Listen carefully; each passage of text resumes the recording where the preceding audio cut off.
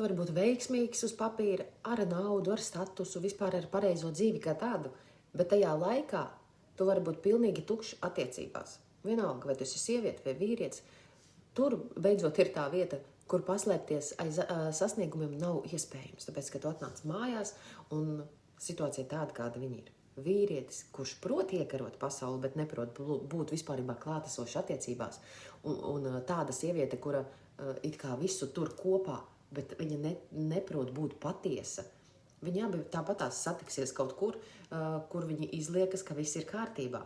Un neviens negrib paskatīties sevī, jo tur taču nav tik skaisti, kā pasaku grāmatā. Ja? Bet tur jau ir tieši tā sāpe, tur slēpjas tas, kas sabojā to visu tuvību, jo tu tur neskaties. Un vienā brīdī vienkārši kļūst ļoti, ļoti neērti, tāpēc, kad panākumi ārpusē neglābi no tukšuma iekšpusē. Tādēļ sakārtojot to savu iekšējo nekārtību, baudīt to ārējo arī kļūst daudz vieglāk un patiesāk priekš sevis un priekš citiem.